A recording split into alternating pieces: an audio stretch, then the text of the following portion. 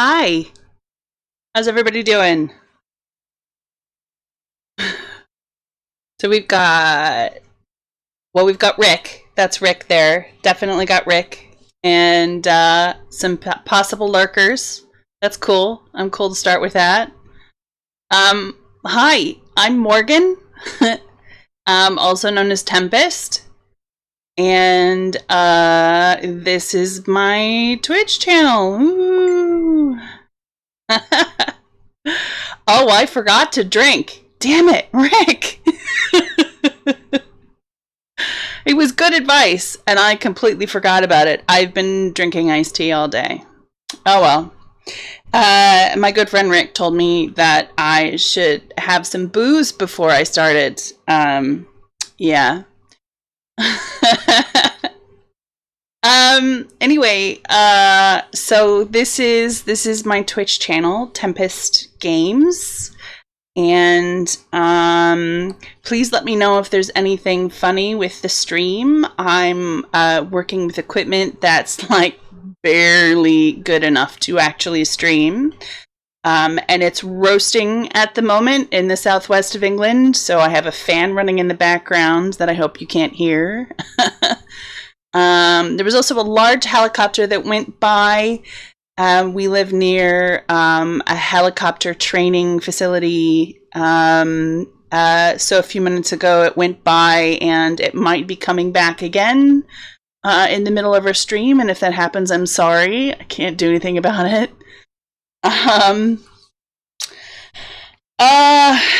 So this stream, Tempest Games, is meant to be a sort of TTRPG, tabletop role-playing game, themed world building. That's sort of the flagship stream show that I want to do. And also some DM prep for D&D. The game that I'm prepping right now is Lost Mines of Phandelver, with possibly thinking about combining it with Dragons of Icespire Peak. And then I just want to talk about gaming and nerd culture, and I want to do a show that's just all about talking with everybody. Hi, Kat. Nice to see you. And so I thought it would be nice to have just a general conversation about these things, where we have a safe space to speak our minds about philosophy and theory and things having to do with board games and tabletop games and nerd culture, where it's to, and then basically to break the tension, I'm also going to be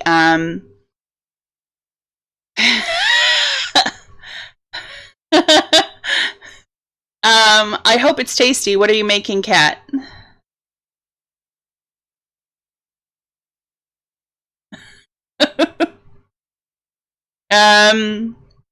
I thought it would be fun while we talked about these things that also we have a little like fiber arts and creativity session. So sort of everybody's working on a project, hopefully, and I'll have my project on a camera. And then we can talk nerd shit like we know what we're doing. Of course we don't, but you know. Yeah, so that's the channel. Oh, I also have a board game that I've been designing that's also going to get a little bit of time.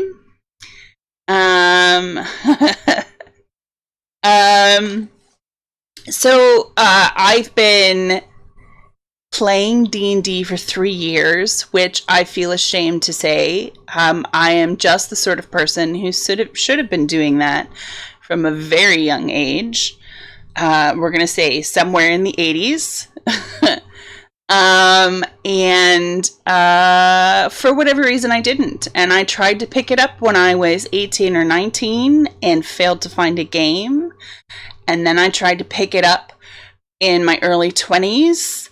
And that game bombed within like 2 sessions, and I didn't know where else to find one until the good old internet really took hold. And so now I've just been online gaming and DMing for some friends and having a really good time. And it's sort of taken over my life a little bit.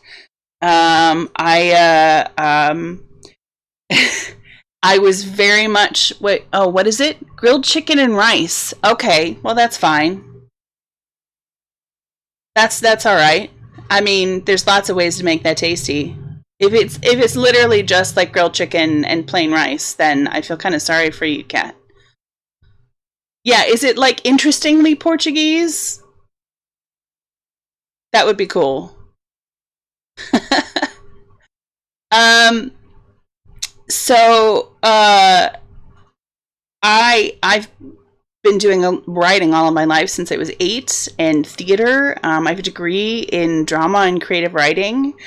I've done a lot of playwriting and script writing, and working with other writers, other new writers. And so when I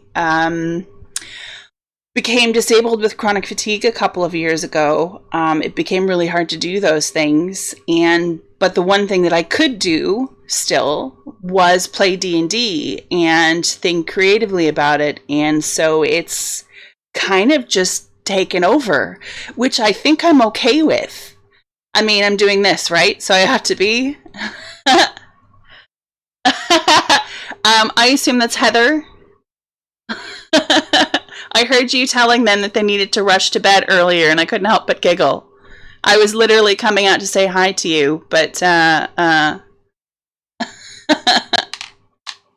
yeah, that's my neighbor Heather. Thank you for coming, everybody. You're all amazing. I really appreciate it. So what else? So I know I'm streaming with British time zones. That's because I immigrated here in 2010. I'm originally from the Chicago area. So that's why the accent doesn't match the time zone. So sorry if that confuses anyone. Deal with it. Okay. I mean, all that said about like the writing and the playwriting and the acting and stuff, I know it sounds fancy, but I really just don't know what I'm doing. So don't expect that.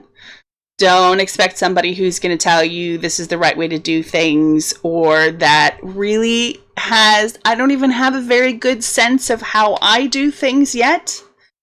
I just know that I love Twitch streams where people are working on their projects and there's some interaction with the channel, with the viewers. And so that's kind of what I want to do. And I figured people would want to watch that too, since there was always somebody else with me when I was watching those. Anyway, as far as expectations go, you know, I mean, that's pretty much it. Other than that, now we're going to get slightly political here. So if you have any other response to the statements Black Lives Matter and trans rights or human rights, other than saying yes, full stop, there's the door. I enjoy having people like that on my social media, that I can confront with my truths. But this isn't the place for that. So if you have a problem with that, bye. Not kidding. So everybody else who is there, I know the 3 people who've spoken in chat are not those people, so I'm really glad that they're still here, because otherwise we'd have some issues. So I'm going to get to showing you little bits about the things that I actually have, giving you examples of the stuff that I want to do on the channel, but I'm going to do that while I play Minecraft Dungeons. And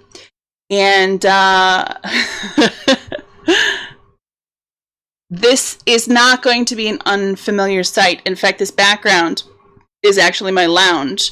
And I won't normally be streaming from my lounge, but it's the only place my Xbox is. If I move the Xbox to my study, my partner would have a conniption fit, which is okay because he uses it more than I do. But you will see it from time to time because of my chronic fatigue. Unfortunately, in the larger picture of time, I will have ebbs and flows, and even in the smaller picture from day to day, I will have ebbs and flows. And even though I may look cheerful and happy and energetic, well, happy is not really necessarily a part of it, but I will have times where it will not be healthy for me to maintain the schedule of streaming that I normally do. So my goal is that if I have days like that, we'll sit here together and we will play Minecraft Dungeons. And maybe talk about one of these interesting subjects. Yes, Heather, he would freak. Absolutely, 100%. And so you'll get not necessarily this particular view. I'll have to arrange it so that I can do it while laying down, so you can see me snuggling with my sofa duvet. This is my sofa duvet for when I'm having slow days. And we'll play some Minecraft Dungeons and see about having something resembling a conversation. Yes, Bogey's here. Bogey will always be here. He's literally right there right now. And he's my lover-dubber. But he's an old man, so I don't know how much of him you're actually going to get to see. I tried getting him to hop up on my lap while I was testing the stream out, and he was not best pleased. So we'll see. You might see a black tail here or there, or almost like a wolf shark going through the bottom of the video window from time to time. So let's see. Okay, I'm gonna create a new character. I've been playing this since it released. Gosh, a month ago? Was it only a month ago? And I've not actually beaten it because my partner and I want to complete it together. And he and I don't make time for that kind of thing. It happens when it happens. So I've been playing on a second character, just trying to get all the loots and stuff, but not going past where my partner and I are playing together. I like the gray. Somehow this is appealing to me. Let's go with that.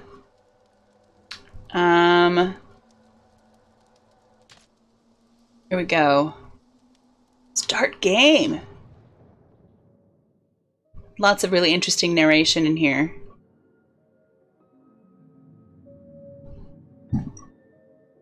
The illagers are evil. I mean, you probably knew that already if you know anything about Minecraft. The village is burning. No doubt this is the work of the evil arch-illager and his minions. They sweep across the land like a ravenous scourge, subjugating or destroying all in their path. This is a time for heroes like yourself. Make haste. Oh, I The think villagers have need of you.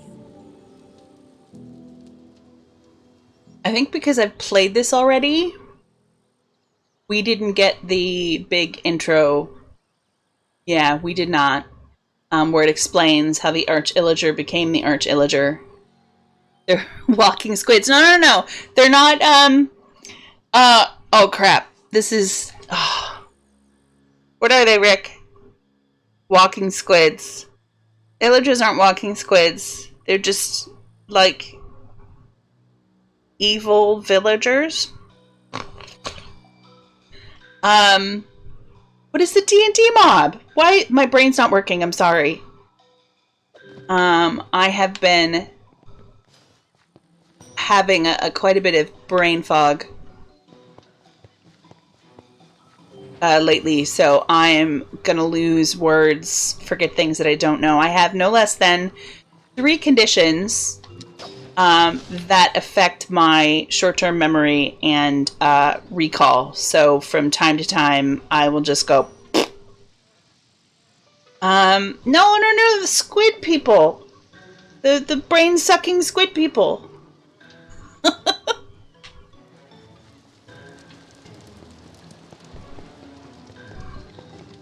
I kind of like, so Minecraft is a really neutral game. It's what you make of it. But I like that this is kind of cutesy, but stays true to the whole fantasy RPG genre. Mind flayers, but there's another name for them too, which also I can't think of right now. Come on, Rick, be my dictionary. Be my monster manual. Illithids. There you go. That's why you were saying illagers are like illithids. What have we got here?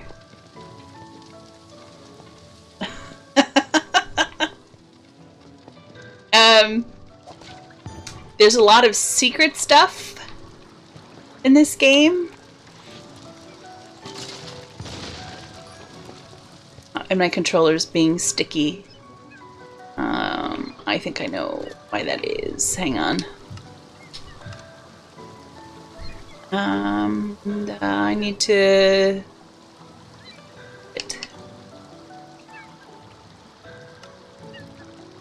Why is my screen being... My screen is too wide. Oh. Trying to get used to this capture card has not been... Trying to figure out how to use it best has not been easy. And every time I plug it in, I have to set it up all over again. That might be my TV, though. Oops. I fell off the world.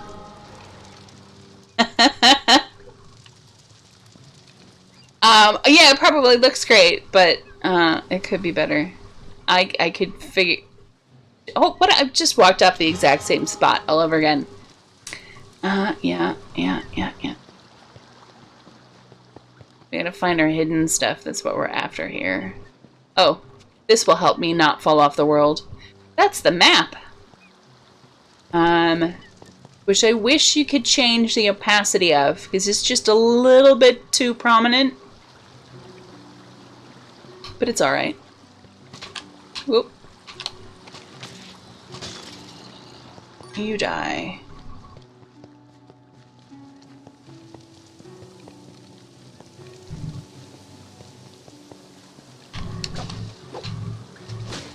So I thought I'd introduce the stuff that I'm going to do sort of by the less frequent things that will come up. And then get on to the sort of flagship show that I plan on doing. No, you don't build things in this. It's just story. It's 100% story. So I will be starting with my card game. And that's just going to be, it's not, I wouldn't set that as having a regular schedule.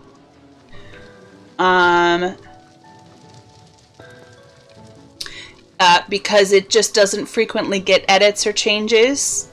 It had its first play test in January with some friends of mine, and then of course COVID happened, and so I wasn't able to get any more play tests. So I mean, I have some ideas of what I want to do, but of how I want to, change it, make it better, and that's going to happen a lot. Lots of changes. But I just wanted to get a few more play tests in before I committed to a new version. Let's see. We'll get past this village here first. Yeah. Oh, that's the Arch-Illager. He's got a football head.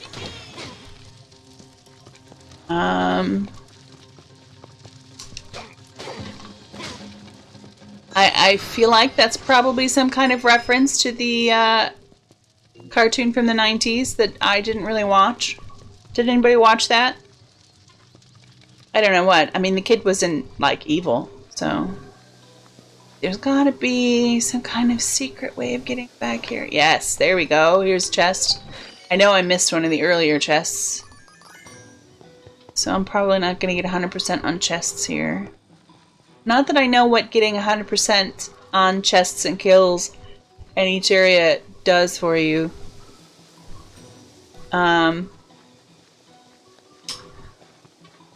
You get a chest at the end of each area, which you finish. The kid with the football head, Rick, it was very American, so Heather might know. Heather's, no, not football. Not Family Guy. Hey, Arnold! That's the one. Good job, Heather. Hey, Arnold is what it was called.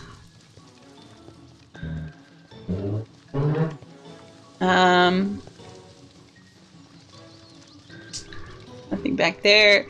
Yeah, so this game it's a lot like Diablo and possibly other Blizzard games. Where you play... Ooh, nice. We're going to check my inventory, and we're going to install that mother.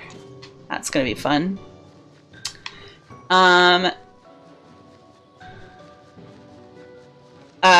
So the game is not particularly big on its own, but you have to replay things to get better gear, and at higher levels.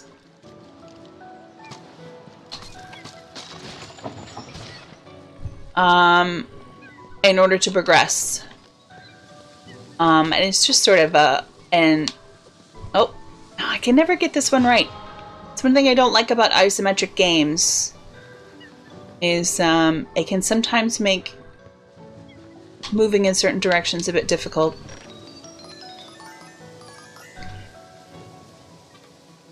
Yeah, Nickelodeon asked you another question. 90s cartoon expert. Yeah, I wish I was like that. No, sorry. I probably know more about 80s cartoons than I do about 90s cartoons, to be honest.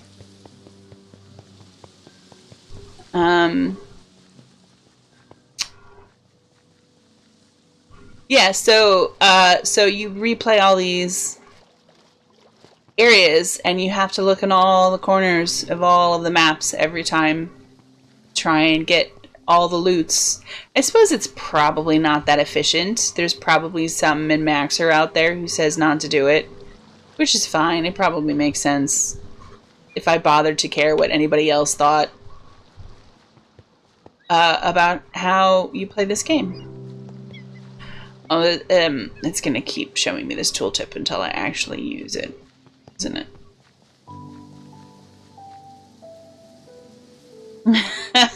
Thanks, Kat. That's really helpful. Love judgment. That's just my favorite thing.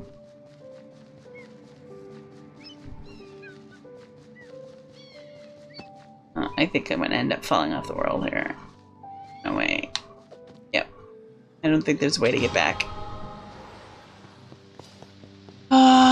Okay. I'm just going to use this thing to get it off my screen. Here we go. Fireworks! Yay! Ta-da! It's camp. The villagers, but don't fret. They're still out there somewhere waiting for a hero. I don't think we're on top of a mountain. I think it's just got that Cloud Island vibe to it for whatever reason. You see when you see the map.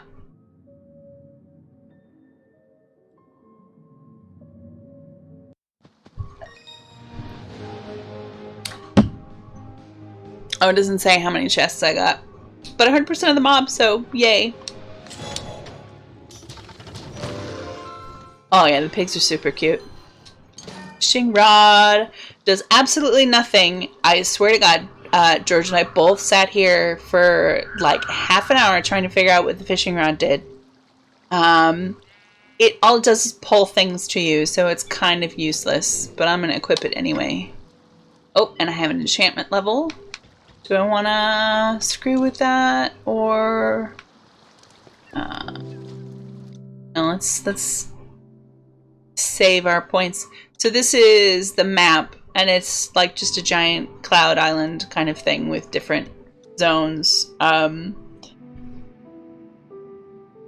It reminds me a lot of Mario Brothers. I think it also has similarities to like Final Fantasy. I've never really played Final Fantasy, so I never really got into JRPGs. I've tried them, and they just don't really resonate with me, unfortunately. Okay, so now we've finished that. I'm gonna show off. So this is my notebook for my card game. You can tell I'm very, well, you might call it organized. This is mostly because of if I don't write this stuff down, it'll disappear real quick. So I basically started off here. The inspiration for my card game is Oregon Trail, which is a computer game, an American computer game that all Americans who went to public school were forced at some point, not entirely without amusement, to play this card game. Neat handwriting. Yeah, I get that a lot. I don't know. It's just my handwriting. It's just what I do. Caulk the wagon and float it. That's right. Ford that river. It's a frontier, not gold rush exactly, but the American West. Basically, the premise of the game is that you're traveling from the East Coast to the West Coast. Heather died of dysentery. Yep. And that was what was great fun about the game. You got to name your family. Those are the people who went with you along the Oregon Trail. And you usually name them after like pets or family members or school friends. And then you get to watch them all die of dysentery or snake bites or cholera, or in one version, in earlier versions of the game, there were also Indian raids. Yeah, that's real sensitive. They got rid of that. Broken legs, you're right, yeah.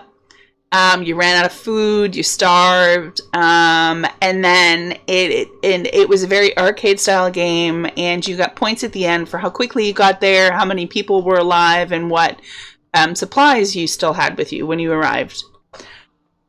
And it was really cool because it had these all pixel art, like depictions of these famous waypoints on the Oregon Trail. Yes, it was very educational. Don't go in the woods, you will die. That was basically what I think it got across to most of us. Don't go camping. And so I basically wrote down what the game is about, and then that's what that page is. It started there, and then I thought, okay, well, how do I make a computer game into a card game? And so I just asked myself a series of questions about that. And then I started coming up with ideas and ideas for cards, card names. So all of that stuff is in here. There are different sections. You know, I've got pages for the specific text of cards. I've got pages and pages for the specific text of cards. Let's see, what's the next section? I've got versioning goals. So after I get this first proto version tested, then I've got ideas for what I want to do with it. And the next, basically, it's about what I want to be play tested at what point, which is why I'm not making all changes all together all at once. And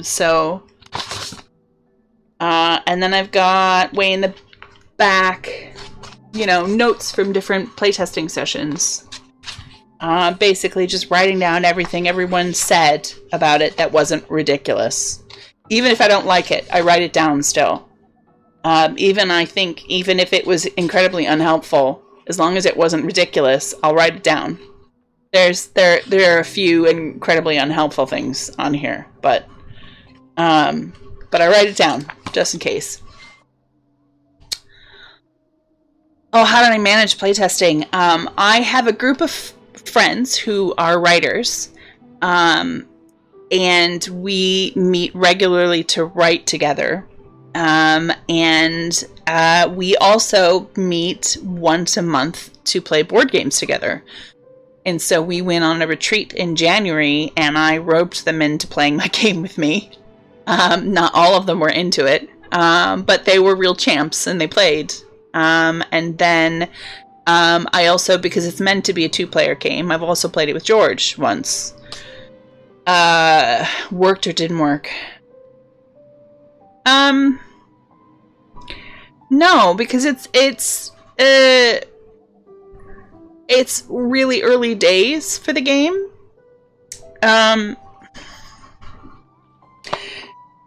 So all of my sessions were with people that I knew.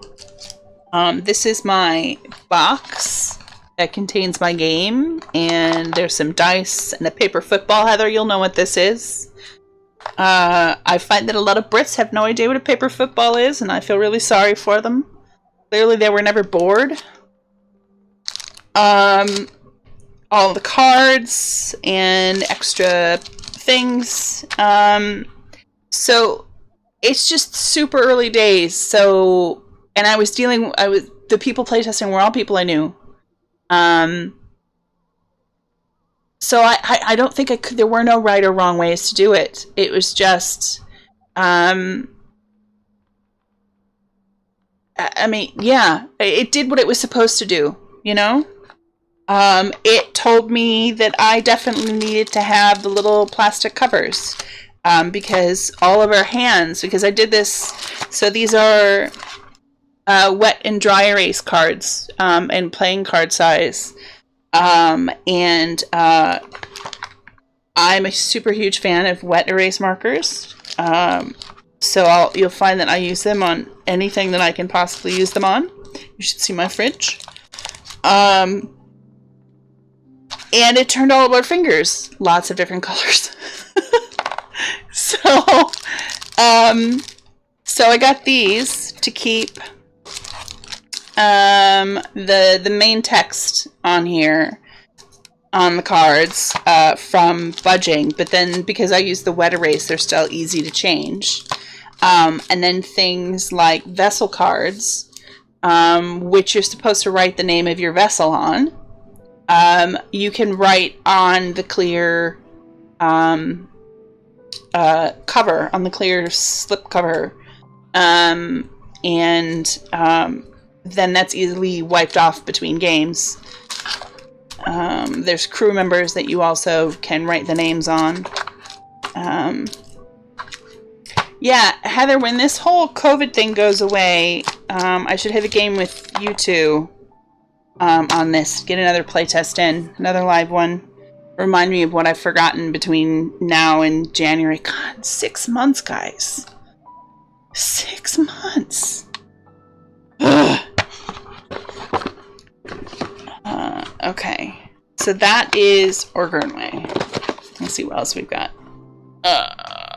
So that will be just as and when. No regular schedule for Orgernway, which is a sci-fi version of Oregon Trail. So there's a lot of like sci-fi pop culture references and stuff. It's meant to be a good fun game, not a highly technical strategy game or anything.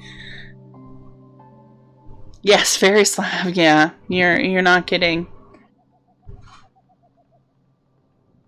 Okay, what do we got? Creeper Woods.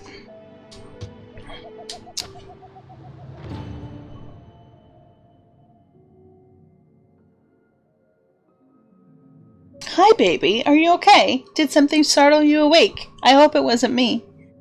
Boogie just jumped and rolled over. Are you okay, Bobo? Oh. He's fine.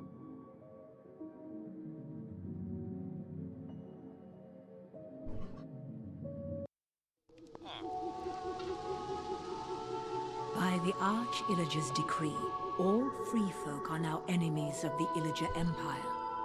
Somewhere in these woods, a caravan is transporting villager prisoners. Yeah, he's a little bit of a drama queen. Find the caravan and stop the Illagers, or there's no telling what dreadful doom will befall our villager friends.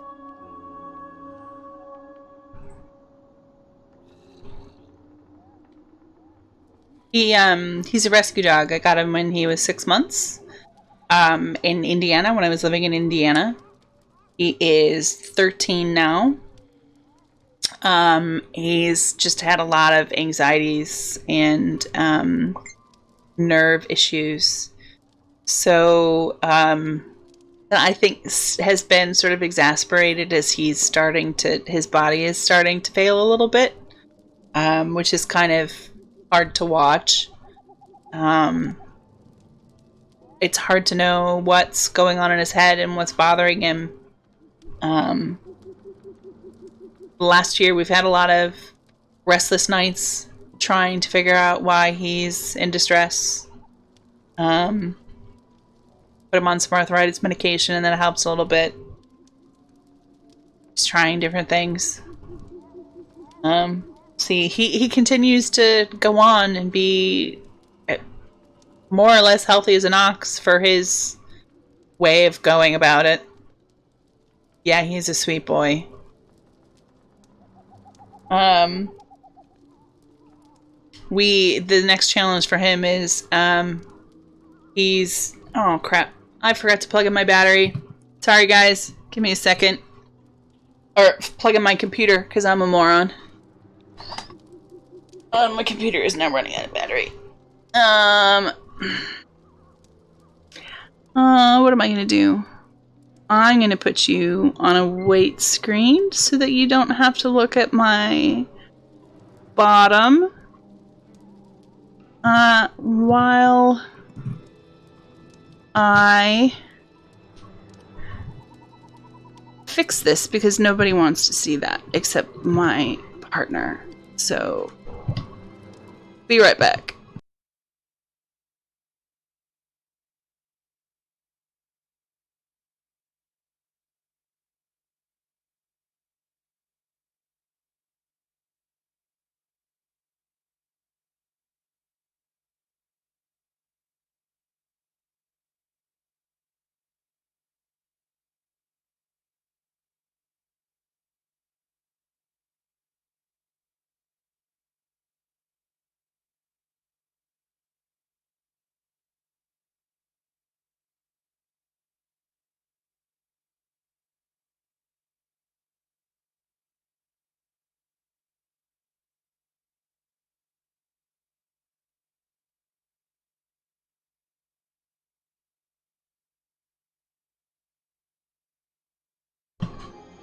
Okay, sorry, I'm back now.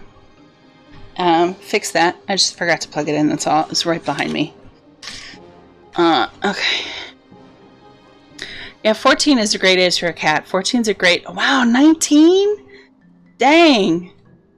Our family cat, our most recent family cat, Squeaker, she was 18. She was a wet, soggy lump by the time she went, but she was always such a sweetheart. She's the only cat that Bogey has ever lived with. He loves cats to the point of running after them to play, which, unfortunately, if someone could just inform him that that's not a thing that cats like, he'd figure it out and he'd get to play with them. But Squeaker, all she did was she laid in her bed all day. She didn't care about anything. Nothing fazed her. She was just too old for that. So he'd run up to her bed and poke her with his nose like he was trying to get her to play with him. It was the cutest thing.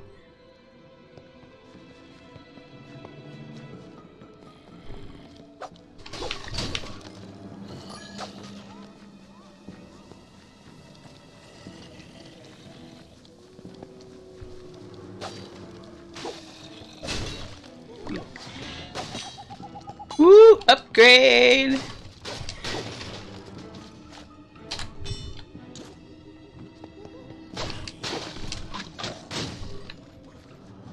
See, now that's frustrating.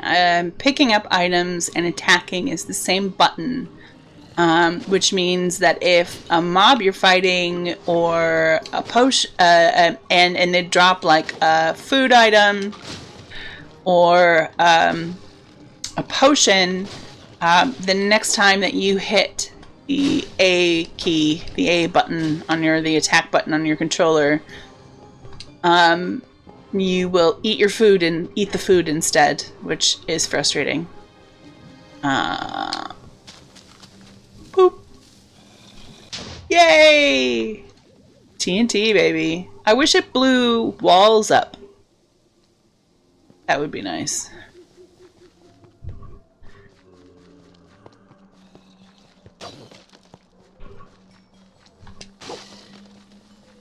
I'm a little sad that there's absolutely no, like, mining element in this game at all.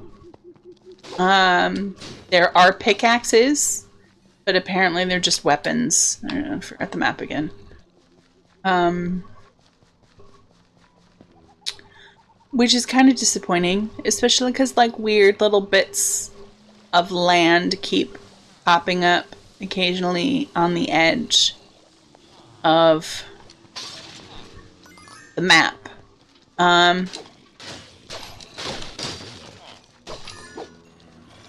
you keep thinking, oh, if I could just dig through this wall, then I could get there. I kept having that problem. So I spent way too much time when I first started playing this game trying to figure out how to dig through walls. It's not a thing. So don't fall into that like I did. Yeah, it's basically just an RPG. You can play online, and you can also play co-op.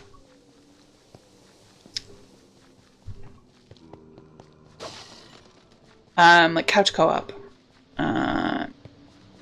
Where am I supposed to go? Am I supposed to go here, or am I supposed to go here? I can't tell. I think the other direction is the way I'm supposed to go. So I'm gonna go this way instead.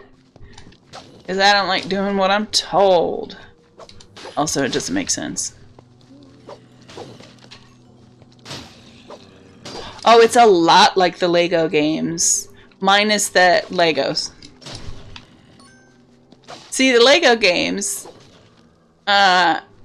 they keep that, you know, this is what it's all about. You build things with Legos. So in the Lego games, you've got a lot of stuff that you build. Not really in this game, unfortunately.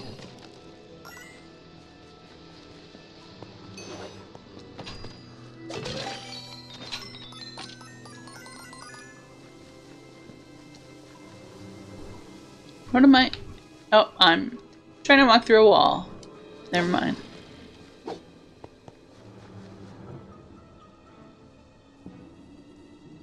Yeah, they do, don't they?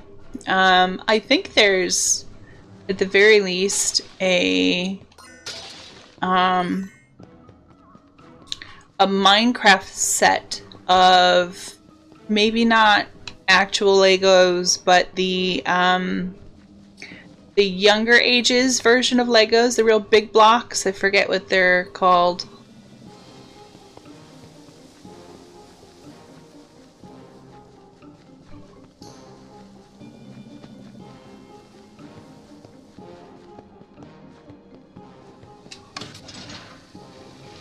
Duplo, that's right.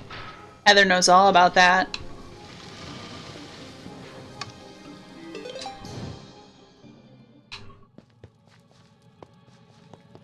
Sorry, Heather, I just called you out for having young children.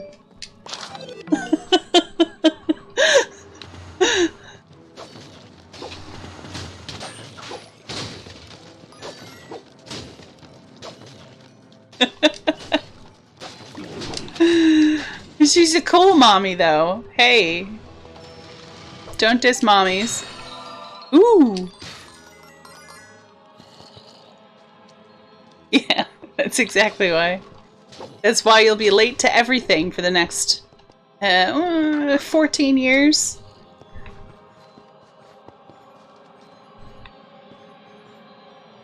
Wants me to use this or the screen thing's not going to go away. That's fine. So we've got a unique item. Oh, I haven't seen this one before. Nice. Level 6 spin attack move. Burns mobs. I like that they call them mobs in this game instead of just monsters. Which, if you don't know, just stands for mobile objects. Which is an old game designing term. Harry Potter.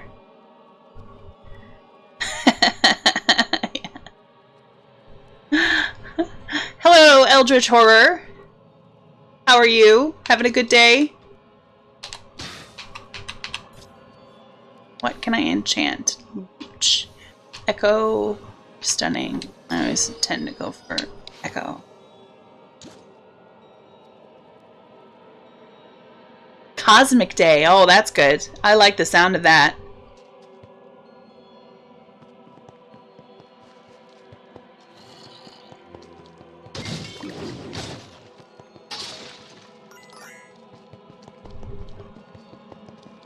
Yeah, my day consisted of mostly mentally preparing myself for this, which basically meant that I spent the whole day on a kind of adrenaline high. You know, the kind of feeling you get like when you're smiling and running around for absolutely no reason whatsoever. Oh, hi, Sam. Ah.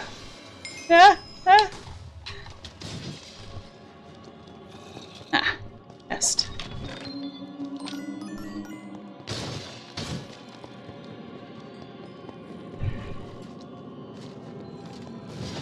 Excellent. Thank you for coming, Sam. Much appreciated.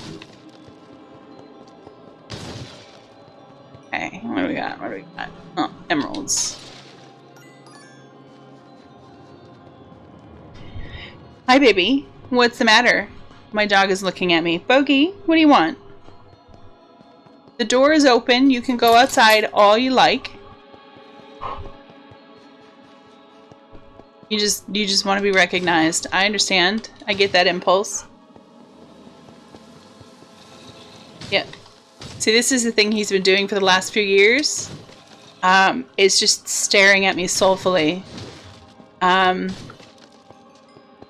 With a meaning that I am incapable of discerning.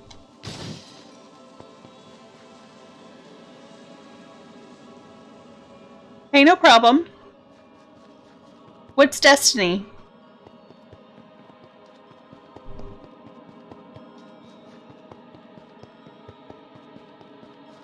Bye.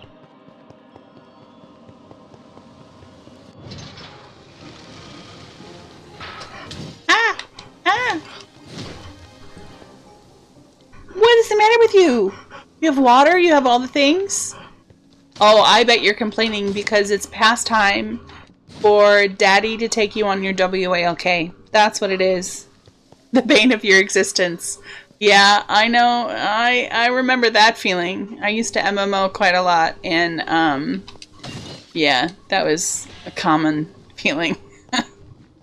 Where are we going? It wants me to go left, so I'm gonna go right. Bogey, no.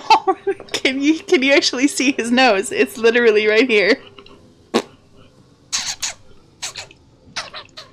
Yeah.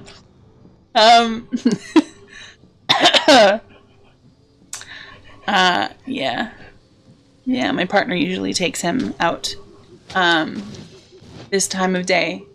And since I figured he didn't want to end up on my Twitch stream, that he could probably wait until after we're done. So, Mr. can't figure anything else out, but knows his times of day really well over here. Is wondering why no one's walking him. Yeah, you can wait. You can. You're a brave boy who has access to the out of doors right now.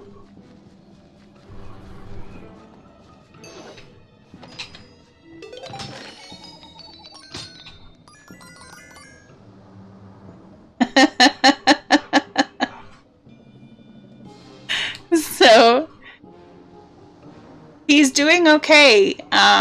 He's actually doing better than I was today. I'm the one who had to put the fan on. He was lying out on the deck. He had his big molt in early May, and we gave him a really solid brush. But when we have heat like this, which is so bad that even our downstairs lounge is atrociously hot. We live on the next to the Somerset levels, in the valley of Weston Supermare. So our house is built on a really low lying area that because it's a cement slab on basically at sea level, it's always really cool in our lounge. So when it gets to be too hot in our lounge, that's really saying something. And we have special cooling pads upstairs in the bedroom for him to sleep on, because he sleeps in our bedroom with us. He is unfortunately afraid of water. So I've never been able to use like the pool method of keeping him cool, which would be nice. When we get another dog, we'll probably get a pool for that dog. But it's just not his thing. I try to make sure he has lots of water, and he manages. He'll carry on a bit about it, but it's kind of his choice. Yeah, I think it's supposed to rain and maybe get some thunderstorm. Yeah, 90 degrees, I'm not surprised. I don't know. I'm terrible at switching between Celsius and Fahrenheit. I'm either in Celsius mode or Fahrenheit mode. I can't go between. So what is that, like 28 degrees Celsius, maybe? 30? 30, yeah, okay.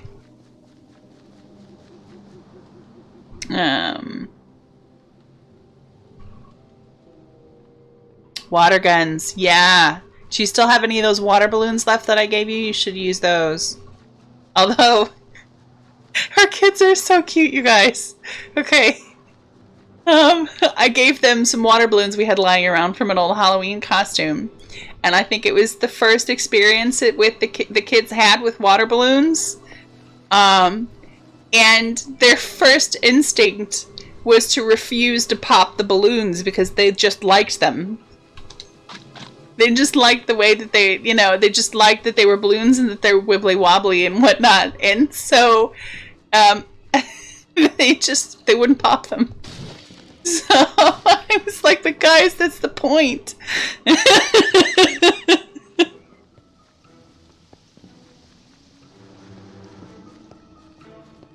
Creepers.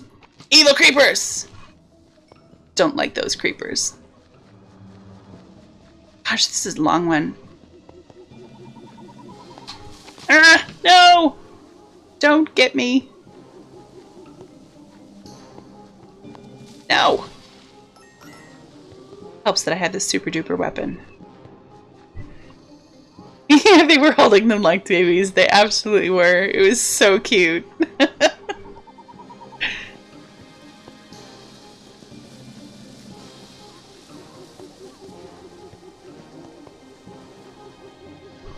Alright.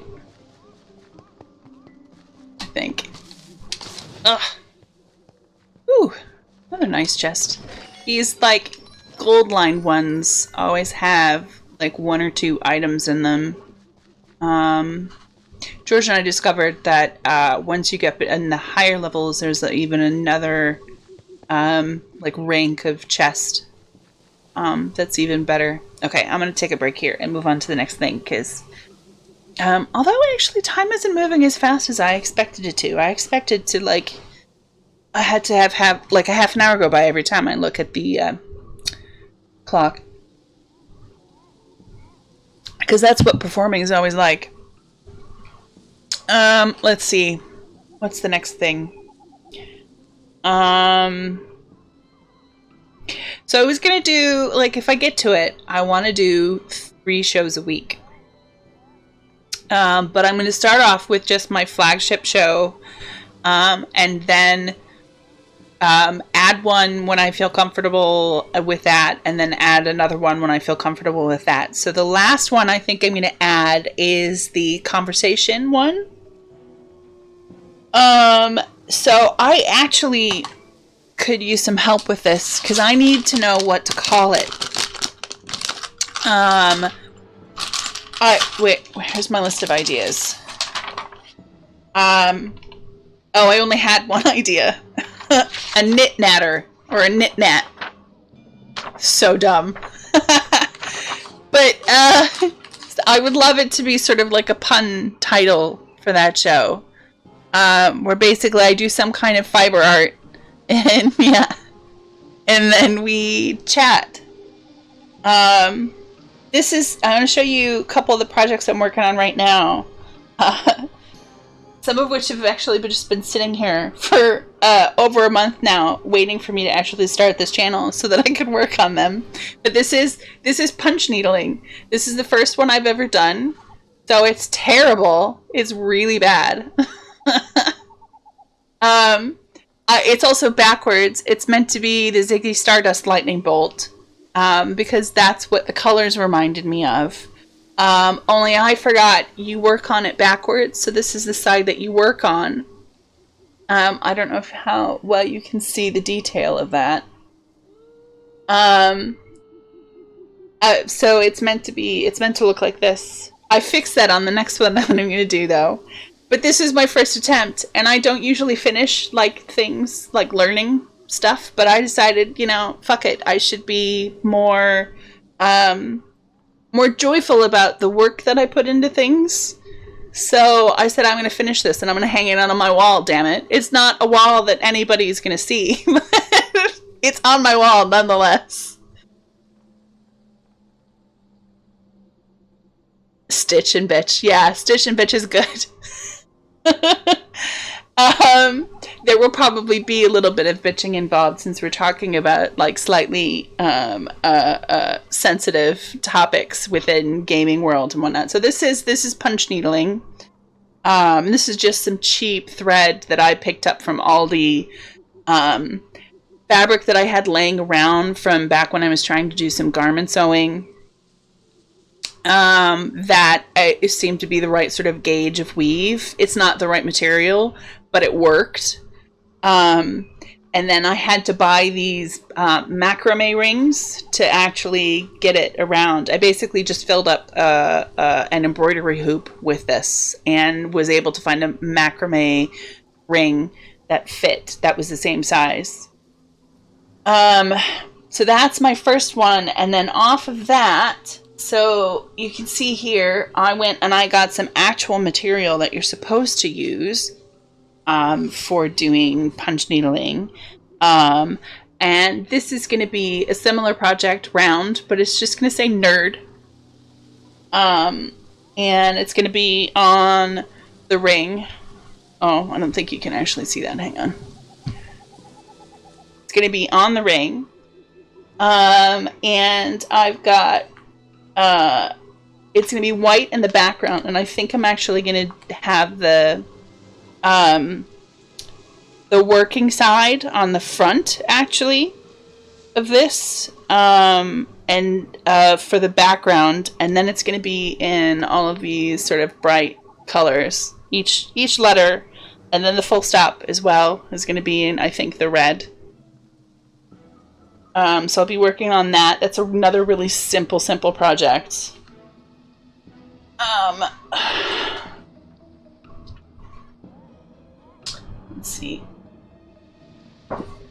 See, now I went through a lot of effort to put this nearby me, all set up and ready to pick up, but I did not put any thought whatsoever into what I'm going to do with it after I've shown it to you. So this could get a little bit disastrous. We'll find out. So I have those two punch needle projects, which are just kind of like fun and really simple, and you learn things on them, and they're not really of any use. And then I have something that I wanted to make use of. I had this very neo-70s, like linen, cotton, poly blend material that I thought would make a fun punch needle project for making a throw pillows out of, like large 20 inch throw pillows. And so the idea is not to stitch everywhere. This is just like my little test area to see how the fabric reacts to the punch needle.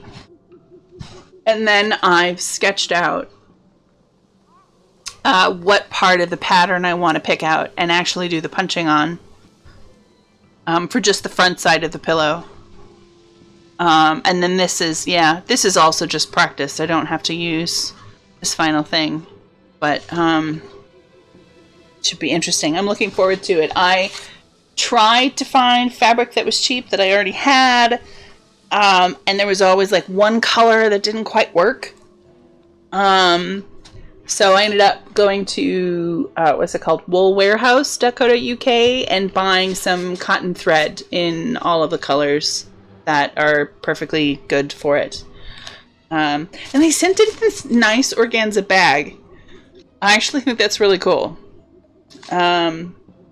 Yeah, so that should be a fun project.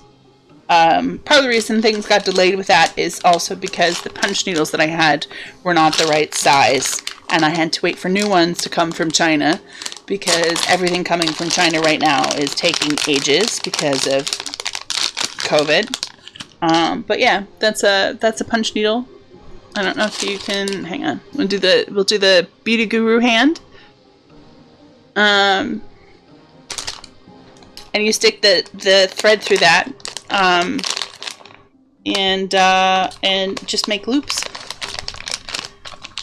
And I needed one that was small enough to go through the fabric, but not so small, not like an embroidery punch needle, which uses embroidery thread, which is very, very thin. Yes, it is. It's not punching something, but it is really therapeutic. It's monotonous, which doesn't sound great, but I like it for that reason, because you've got a pattern. You don't have to think about like how much you're doing, and like it's not like crocheting where you have to follow like this meticulous, so many stitches of this and so many stitches of that, and then repeat, and then trying to change it slightly. It's just kind of just doing the same thing over and over again, filling in, like coloring. It's like coloring in between the lines. It's great. All right, so let's play us some more dungeons here.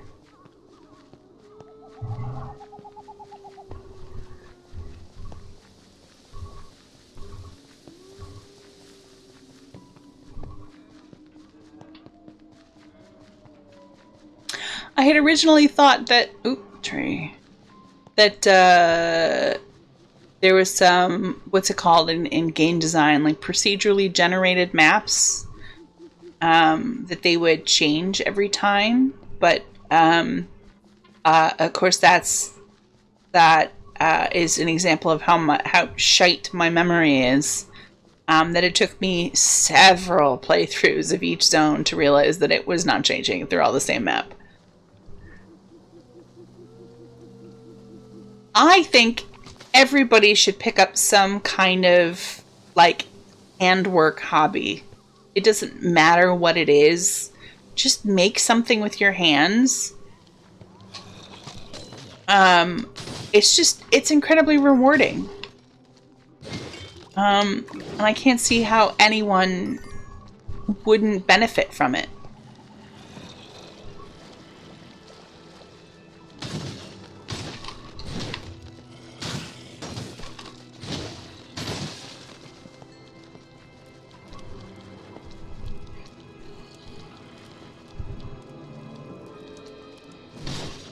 No, I wouldn't say it's pricey at all. I think it's actually kind of cheap. The problem, I mean, the one problem I would say about it is that it can possibly nickel and dime you to death, especially if you don't know what you want. If you're like me and all the pretty yarns get you excited and you have to buy them all. I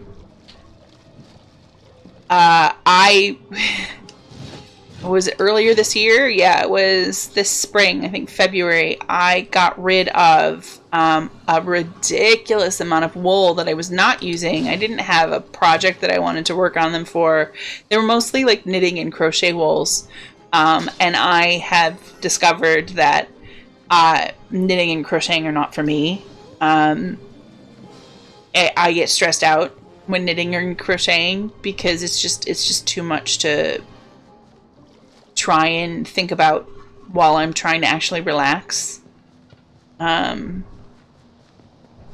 I end up, especially when I crochet, I end up getting really tight in the jaw and really sore.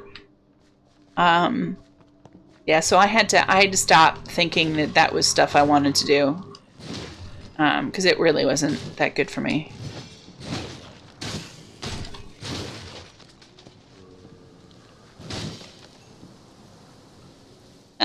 No manual dexterity.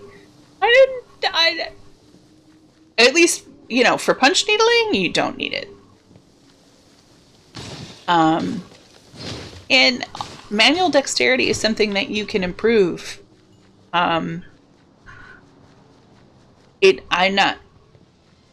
sure there are situations in which, oh wait, no, that's where I want to be going. I should be going. I'm sure that there are situations where some people just aren't really capable of it. I know that a lot of neurodivergent people have dexterity issues. I think that might be to some degree an issue that I have. I can't get... Oh, I just got exploded. No, don't explode me.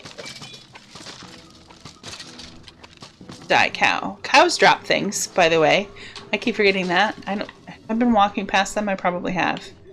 They drop stuff, so kill the cows. You get achievements for it. I couldn't get into... I played music for a lot of years. Piano, saxophone.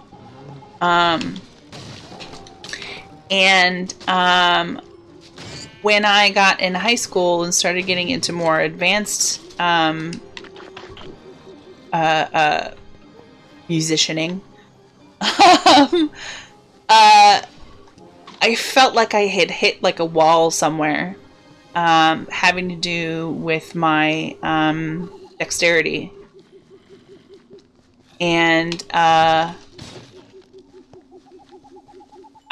I'm told, I've heard that if I'd had a proper teacher, that I could have gotten past that. But I don't know if that's the case. So I can understand how that would be. But if you're just doing it for yourself, I don't think there's anything you couldn't get past. And not still enjoy it. It might not be great. It might be ugly as heck. But I think you can still enjoy it.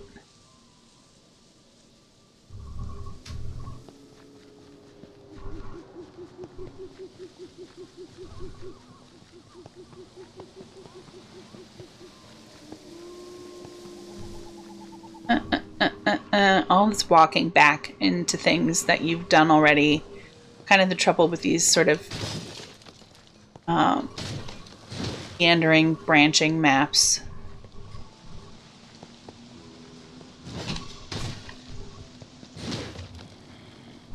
But then, if they were designing the maps so that you didn't have to backtrack, then they'd have to actually make more content for the game. And I think you kind of... It's one of those games that's actually really content light. Which I actually personally don't have a problem with, because I am terrible at finishing games. Really, really bad at it.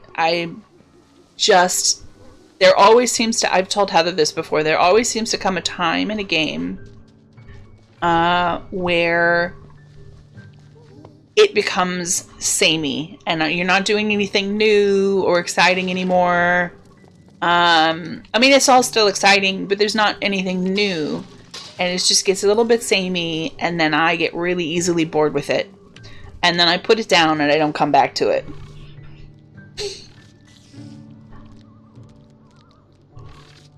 Yeah, that doesn't surprise me, Rick.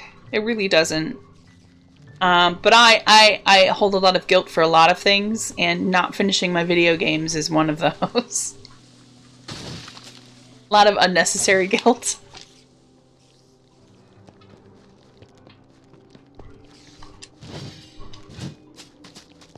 Here we go. Easy you. Or...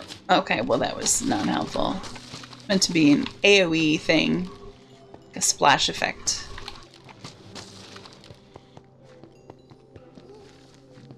And of course it hit a target that was not near anything else.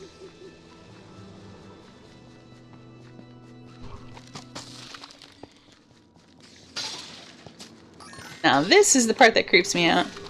Spider eggs and spiders, ooh. No, thank you. Oh, thank you, thank you. This is like my borderline how much I can tolerate of this kind of icky, spidery stuff. Why do I feel guilty, Kat? Because I have complex PTSD.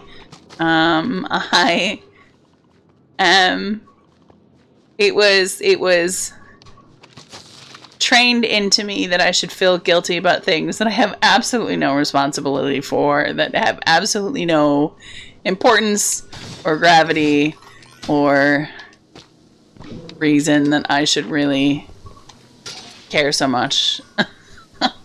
That's why I feel guilty about it.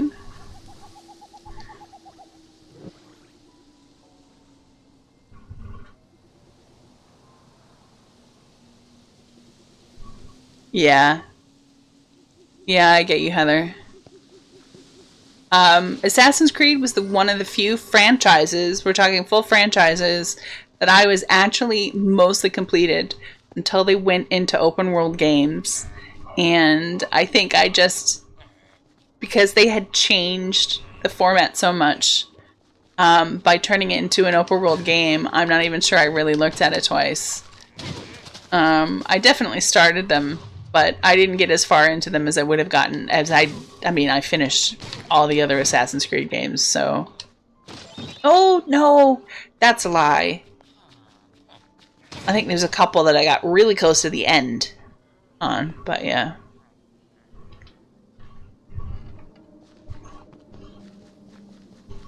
Oh, Heather really likes Halo. Like, really likes Halo.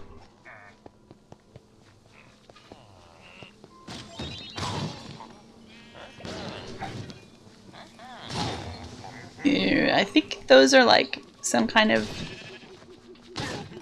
evoker sort of thing. They cast a spell on another mob nearby them. Oh, come on. Get to them first. Because they enchant the mobs and make them stronger, which is not cool. One thing that MMOs taught me, I have no idea what this does. It does this thing, and I have no idea what effect it has. Please, somebody tell me if they ever figure out what effect this thing has. I would really appreciate it. What was I saying?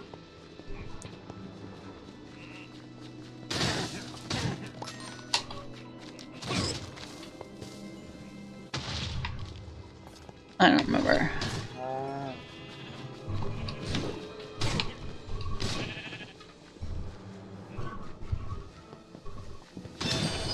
Ooh, level! Yay! Means I can enchant my bow, or I can wait another level to also enchant my axe again. I think because my bow is not particularly interesting in any way, I'm gonna save it and see what happens. Die sheep, see emeralds, yay!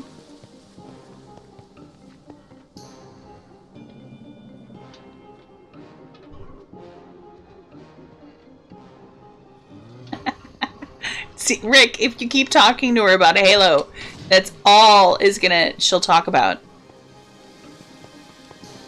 No offense, Heather. Oh, I have to release more. Halo and Harry Potter, that is exactly right.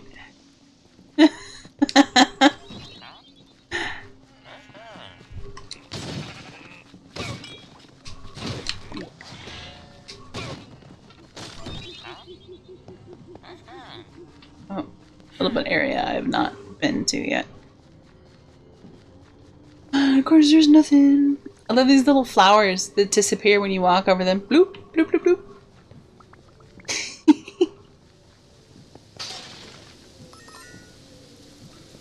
Yes, it does ramp up. There is one area in particular that it is significantly harder than the others. But the game is generally fairly balanced. The only thing I don't exactly find balanced in the game is some of the melee weapons are just... I think it's actually the defense capabilities of the armor in comparison to the damage that some of the weapons do. So, like, the weapons all have ranges that they can affect, that they can hit things with. And so, like, a glaive has a really particularly long range. And daggers have the shortest range. And I have not found a set of armor that I think fixes the proximity issue of using daggers, because you just get too close. And then things hit you a lot, and they don't do enough damage to balance that out. But otherwise, you know, it's fine. You can pretty much use anything. Just the daggers that just don't seem right.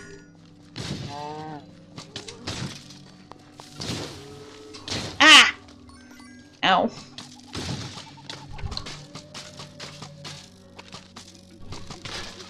Yeah. It's just another area.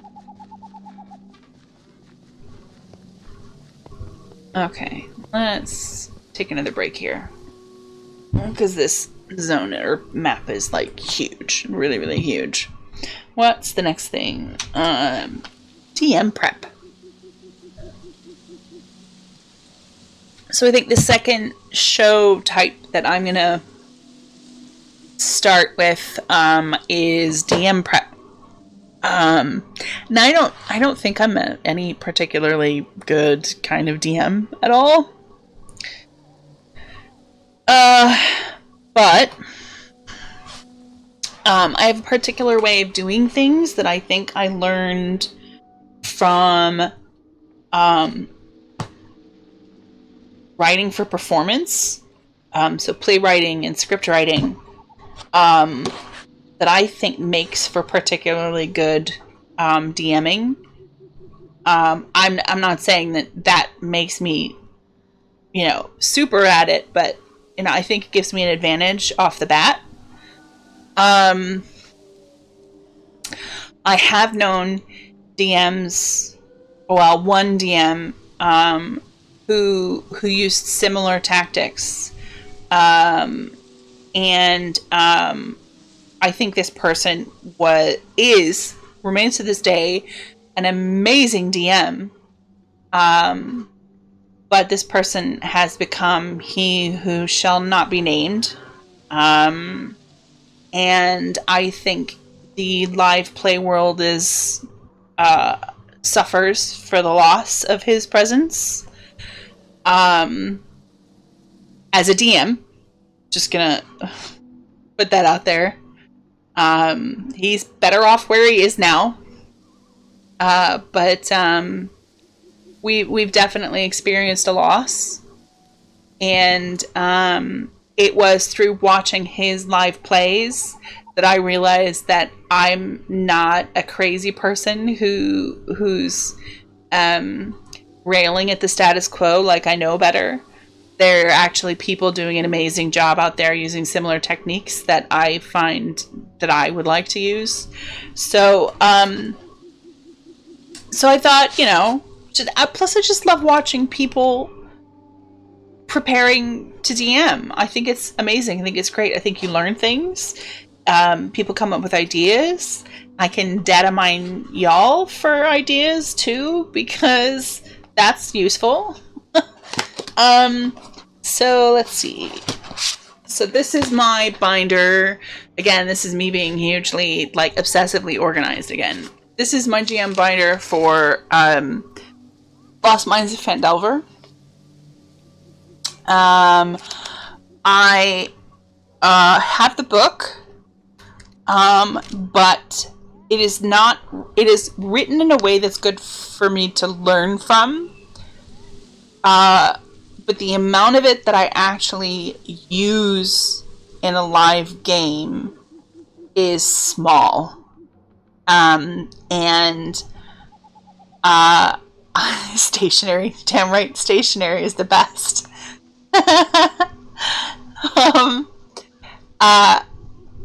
I can't approach DMing in the way that the books are written.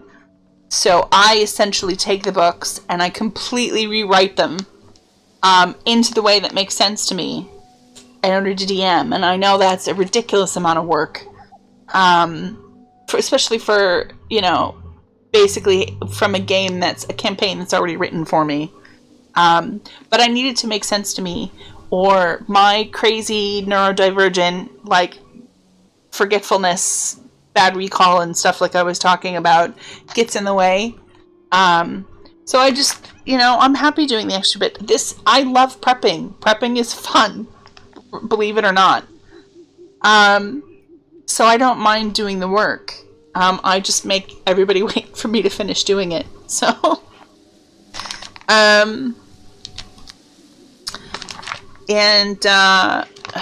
so it might seem a little bit linear, but that's only because I've taken things like monster stat blocks and I repeat them everywhere I might possibly need them. In my notes, they get repeated, which is one thing that you'll never see in a D&D book, is a repetition of information, which can make, because they're also not very good at naming things or giving things names that are useful, makes it really effing hard to find all of the details of any particular situation.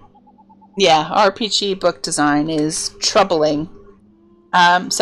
This is one of my favorite things about my DM binders is, you can't, there's no page. Oh, because it's back here. Okay. I have little things that I glued in to these presentation folders so that when I'm looking at one page over here, I have notes of things, of like important things that I have to remind myself about and not forget. Little, those hidden clues that lead up to a solution for a problem that the players are going to have later. The things I need to repeat 3 times to people. Character stats like ACs and how many hit points they all still have is on this little flappy page. So that I can always go back to it. So it's always there. It's kind of, so it's sort of the equivalent of my DM screen. Only I don't really use a DM screen. I have, when I play in person, I tend to play in my lounge, actually. So I have an armchair off to the side of the room that is my DM armchair. It's like my throne. And there's a side table next to it, which is where I put my dice and I put my screen up. But there's nothing in front of me. Just my binder in my lap. And I have a little presentation on the TV, often for visual aids. And a little presentation clicker with my computer running so that it will go through the presentation. I did that for my homebrew campaign, which was really fun.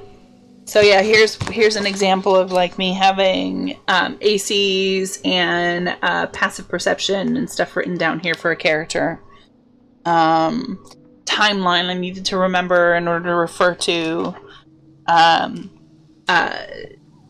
Technique notes for myself. Don't forget to voice the combat. It's not all rolling. These are all characters. They all have motivations. They all, they're going to talk in battle, even the NPCs, not just the PCs.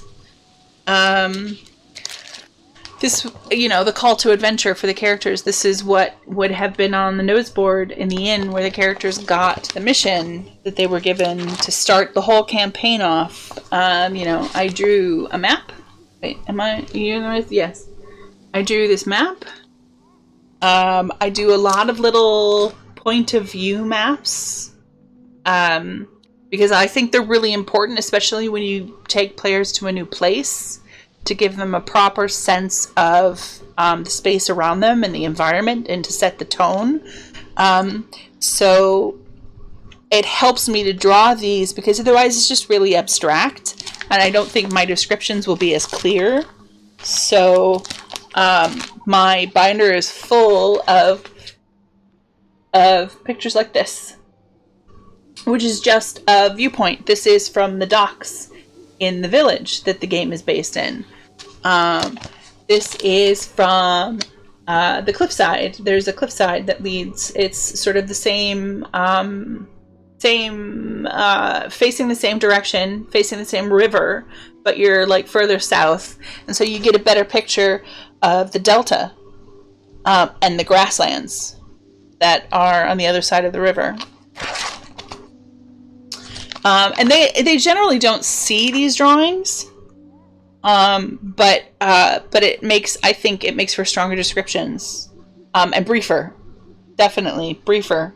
Brief is better, which is something that I think is contentious to a lot of DMs. But brief is better. List of shops in town.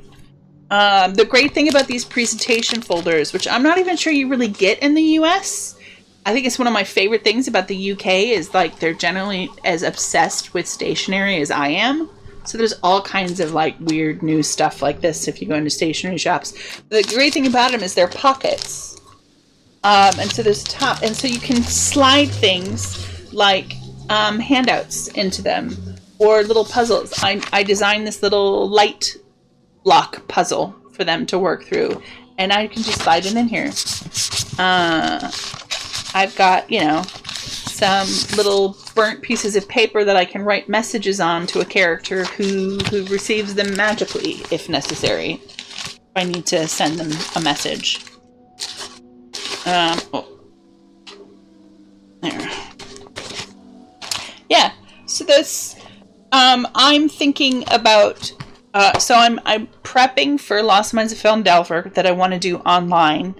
And I use a program called Scrivener to do that. Only Scrivener is in the middle of trying to upgrade itself. So my old version that I originally did my Lost Mines notes on is no longer compatible with the new version. I have to rewrite it for all of that, and then also finish my notes. And I'd like to finish all of my notes before I actually run a thing. That's a goal that I have for myself. Intimidating, huh? Why are they intimidating?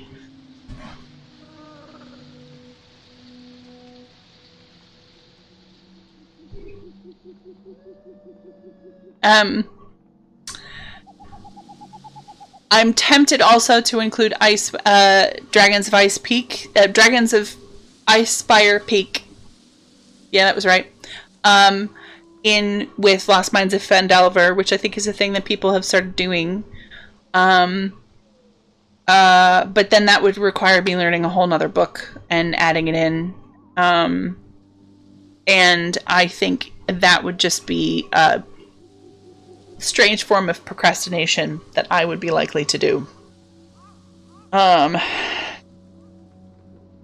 then there might also be some prepping for Kindo, which is my homebrew world, that the world building will be done all on. I might, you know, alter my DM binder for that a little bit for reasons that I might have. Anyway, let's see. Let's get back to this mother. Yeah, Penhaven. So the world that Penhaven is set in is called Kinde. Kinde. Penhaven is the village that the campaign is based in. Which Rick has. Both Rick and Heather have played a little bit in.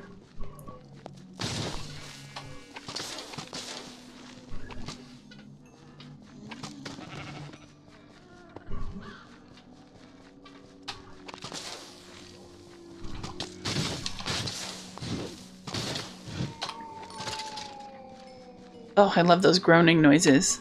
They always got me a little bit freaked out when I first started playing this game. I thought, oh no, something's gonna come at me. No, it doesn't. Sorry. Maybe I shouldn't be saying stuff like this to you because it'll ruin the experience you have playing this. You should play it anyway. It's fun. I like it.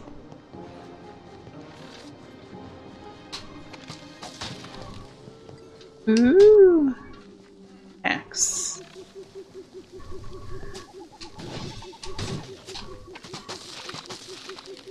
Oh, okay. Spiders are annoying. So are skeletons. Skeletons are as annoying. That's one thing they got right in this. Skeletons are as annoying in this game as they are in the original Minecraft. Get you.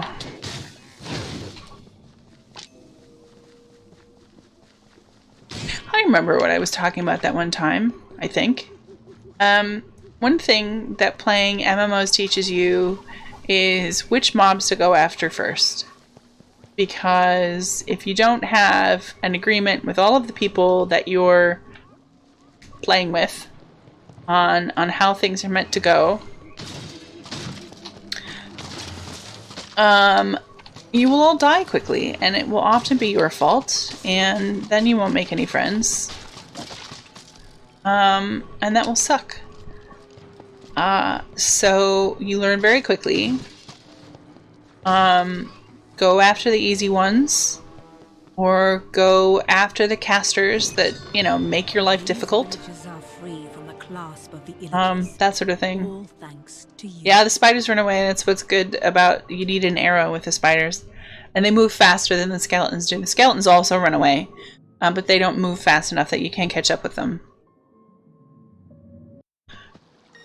Yay, all the chests. Like seeing that. Boots of swiftness. I think this is my second pair now. It is. Salvage you. Salvage all the level 1 stuff.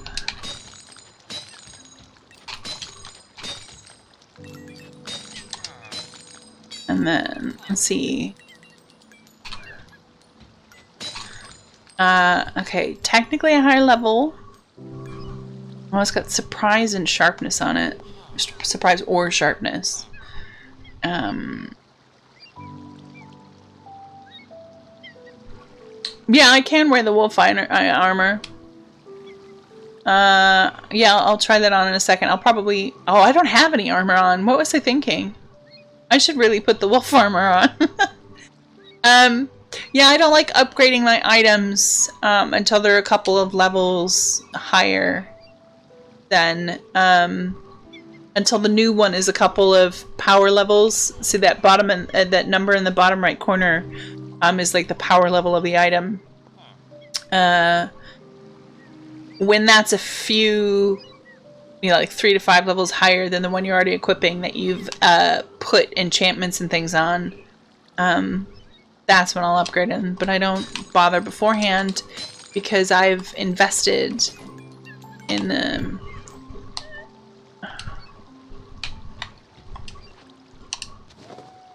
Hey! Wolfie.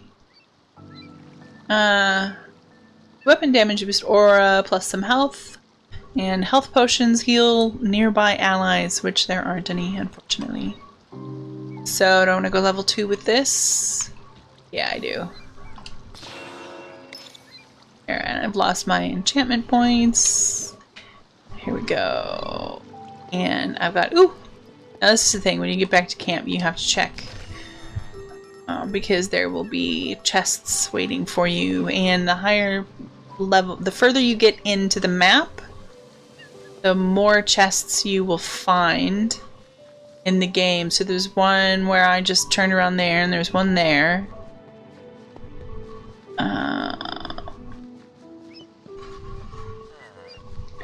There's one there. Yeah, so that's the only one that I get at the moment. And then every so often throughout the map they'll like reappear and you can re-loot them again. And blacksmith is you spend emeralds to get a random item. Ooh, glaive. A level 4 one. And rapid crossbow. Ooh. What are the enchantments? Wild Rage and Fuse Shot. Oh, I've never used any of those enchantments before. Always better. It's only level 1. 5 range damage versus... Ooh. Yeah, no, I don't think. Oh, I should equip that. Those make you go faster. Eventually you'll get an artifacts trader over here. I don't know what else happens after that. But yeah, there's a cute little area for you to like explore. You can see what your weapons do.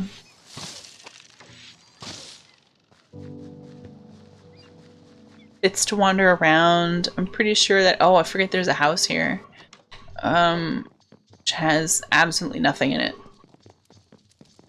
George and I keep going inside of it. Figure out what shows up. And I can't tell what changes at all. Let's see. Okay. I've got 15 minutes left. So I think... I think I'm gonna put the game down and I'm gonna talk about the world building stuff. So let's do a fancy transition. Oh well, it's not fancy at all because there's no transition other than boop. There I am.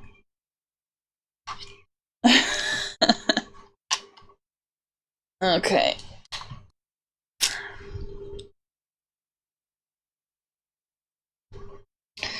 Oh, actually, before I do that really quick, subjects that I wanted to do on the sort of like knit natter. I still don't like that name. It makes me giggle. Please help me come up with another name. Someone, please. So subjects are, let's see, this is my current list that I'm working on at the moment. Mainstream nerdism. I find that there's a lot of tension between, say, like Rick and my old school nerd culture, and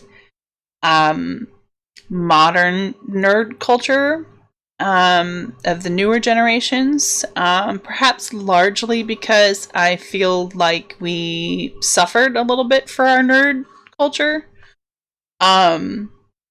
And it feels slightly like some people are appropriating it, but on the other hand, it's a good thing that it's becoming so much more widestream. Stitch on Twitch. Oh, that's good. That's not bad. But it doesn't it doesn't incorporate the conversation part of it, but I like it. So I think that's an interesting conversation to have. Let's see, the aftermath of oppression / oppression and trauma in RPGs. So one of the things that we'll get into on my world building is that it has very strong themes of trauma.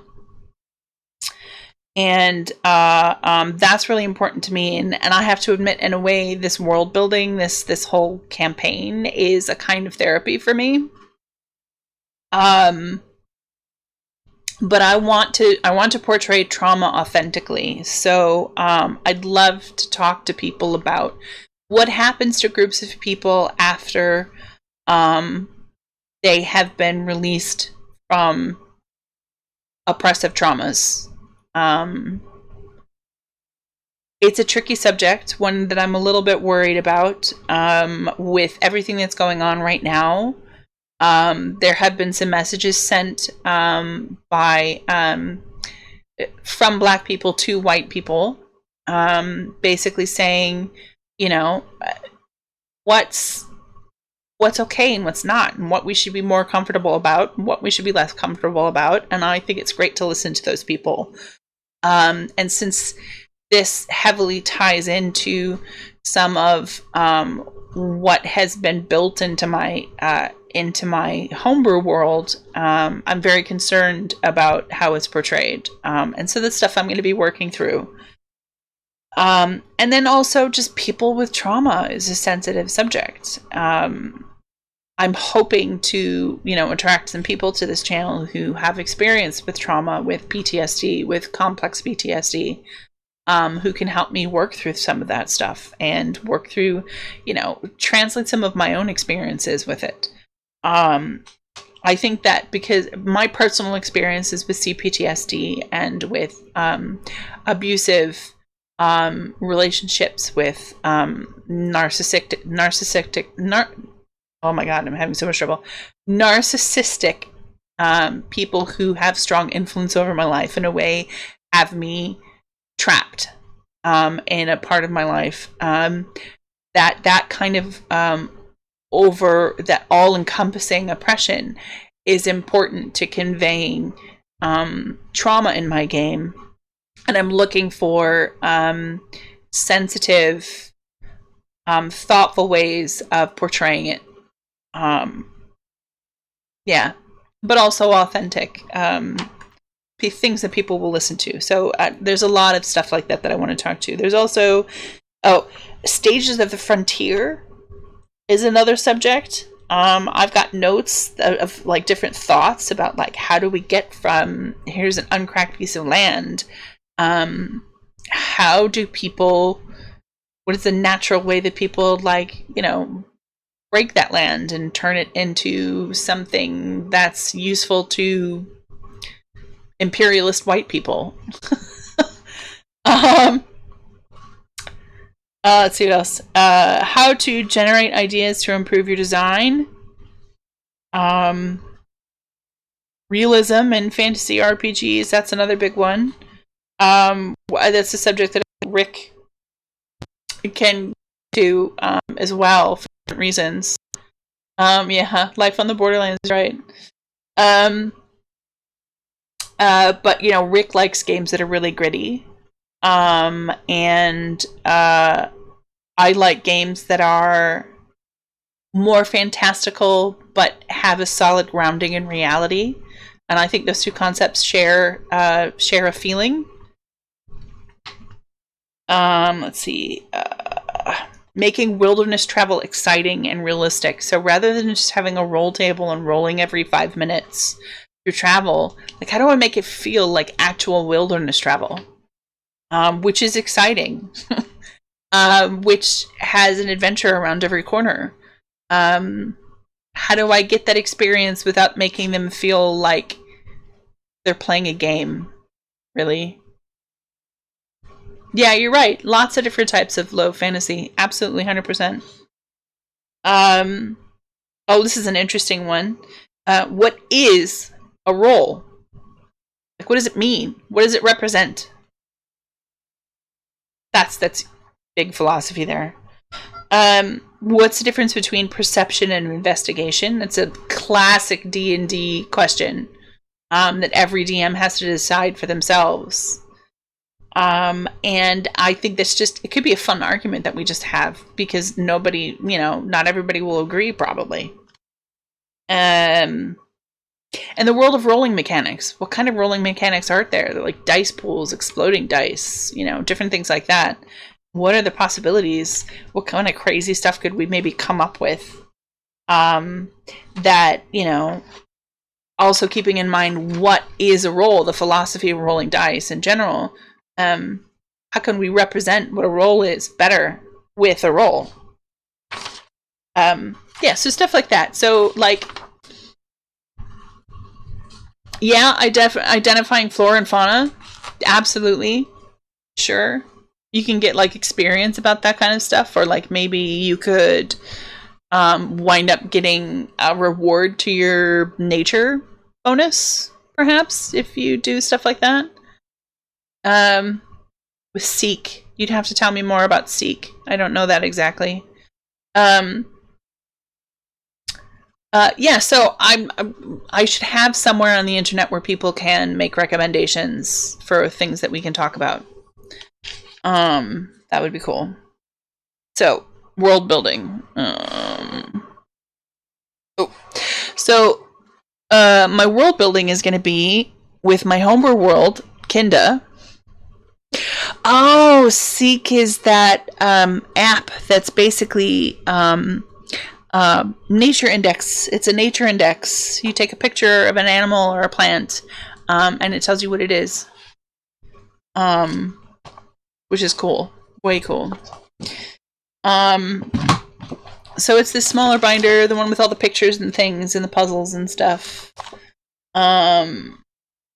Puzzle solutions. Based in Penhaven, which is a village. So my general method is note-taking to begin with. I have an idea and I write it down.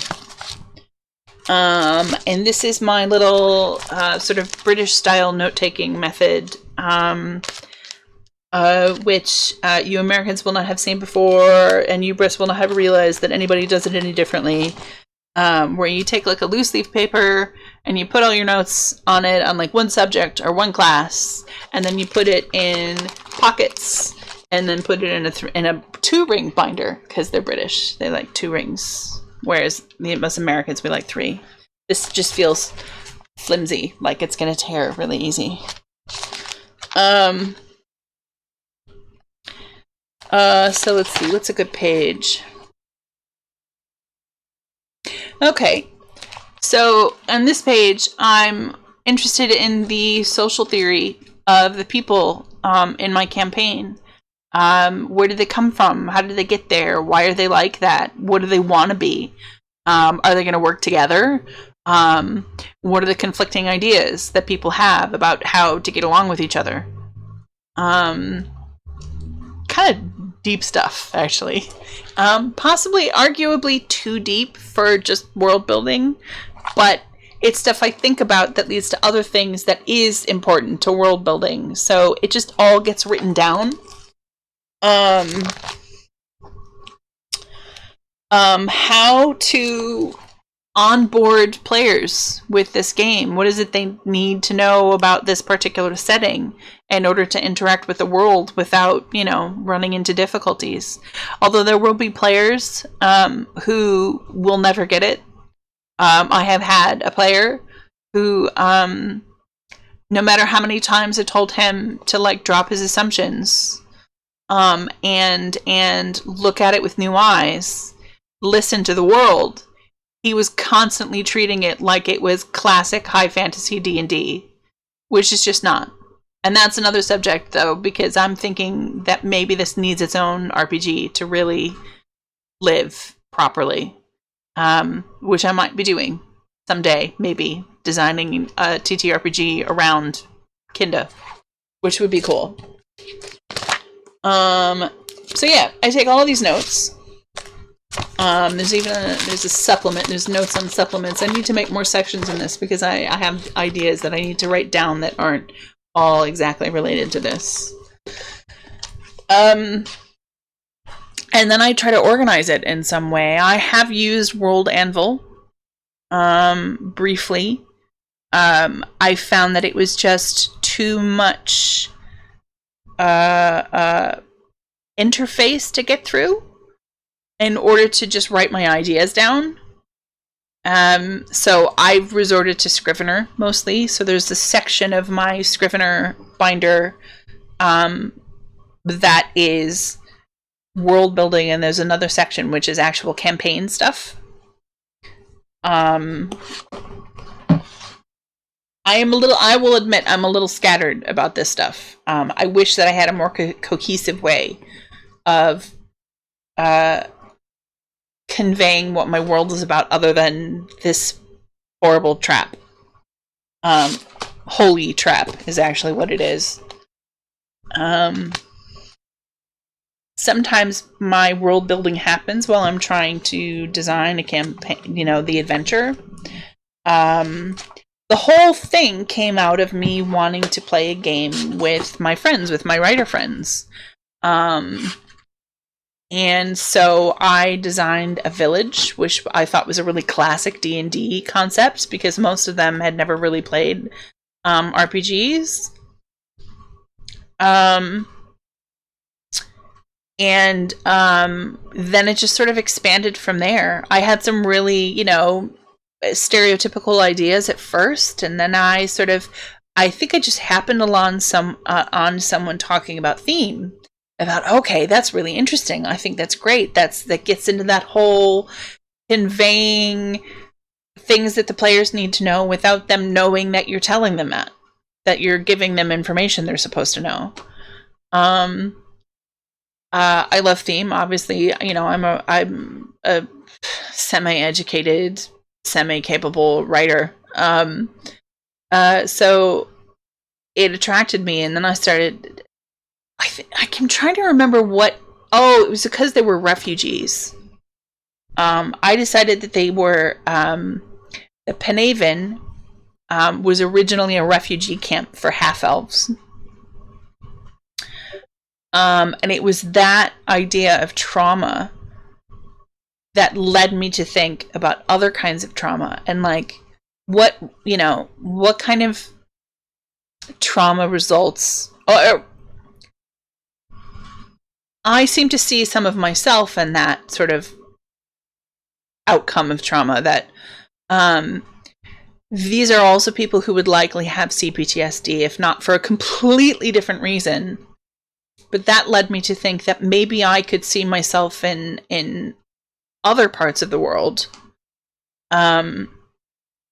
my personal experience with D&D in general and role playing in general is that it's a great way to work out some of your shit. Whenever I create a character, I like to think about something that I want to work through. So one of my first characters was neurodivergent, an outsider, somebody that people looked at and went, I don't think I could get on with them.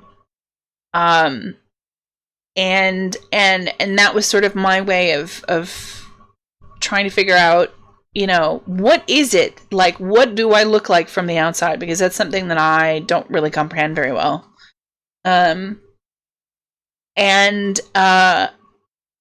Then more recently, I've created a character whose basic premise is that they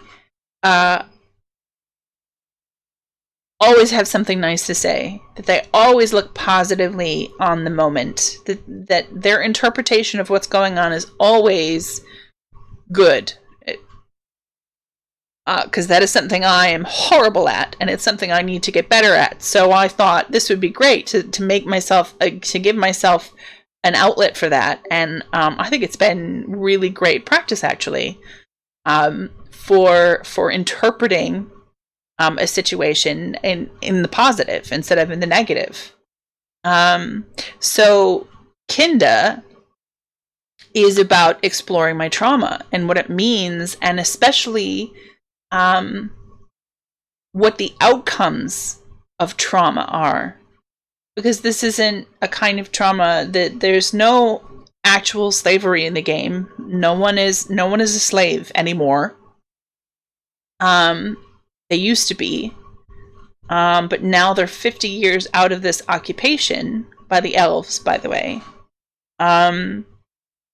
These humans are trying to create a life for themselves.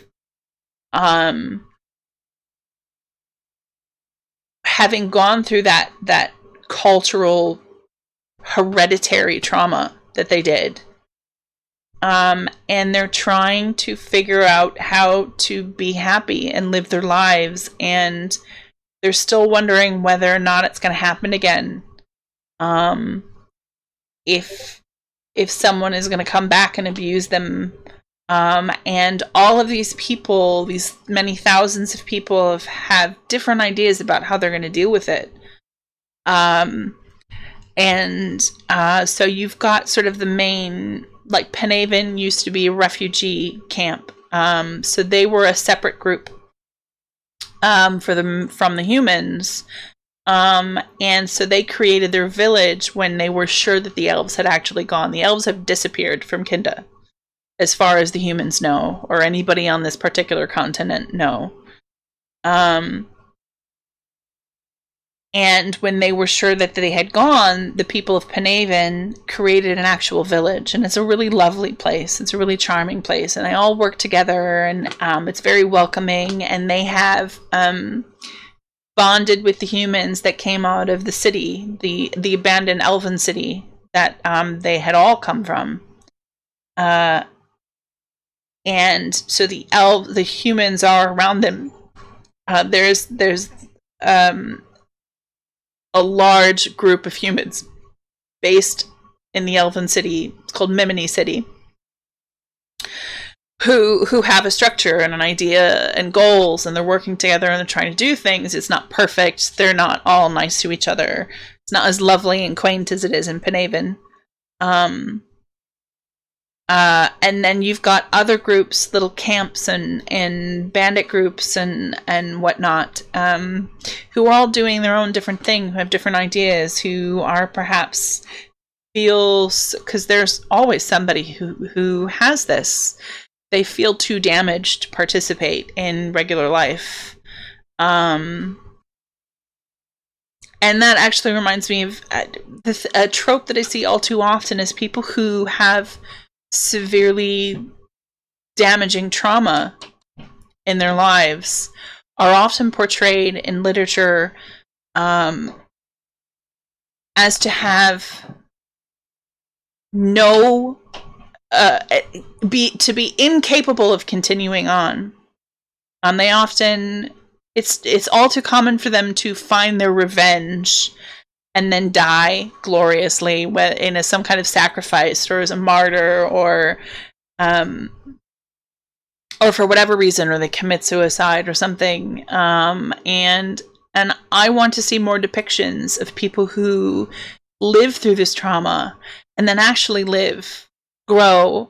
It's not going to be perfect. You know, I don't expect in my own life that I'm going to be a perfect human being at any point before I die. Then I am ever going to be as privileged as someone who didn't experience the kind of trauma that I did. As put together as someone like that. But I can make a good life for myself. And I'm tired of seeing traumatized people in literature and the media portrayed as not having that possibility. So that's kind of, wow, I got really heavy there. That's kind of all of what this world is wrapped up in. And I'm looking forward to continuing to work on it. And there's a sneaky part of me that thinks that trying to have a Twitch channel means that I can I have a deadline, like a working schedule to continue working on this. And that's great. And I'm also looking forward to just working with other people on this project, to just getting some tidbits. I love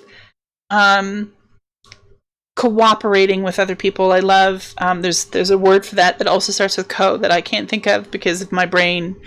Working with other people creatively. I just love doing that. And this is kind of my way of dragging people into helping me. Collaboration. Thank you, Heather.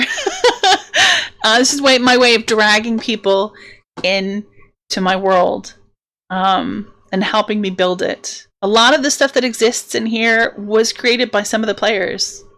So, I'm really excited for the future of the channel and the future of the world of Kinda. And I hope that you will join me.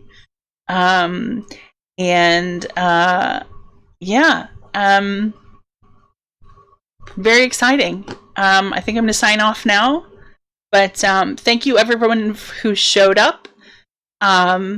Rick and Kat and Heather and Sam. And I'm sure there were a couple of lurkers, which is great too.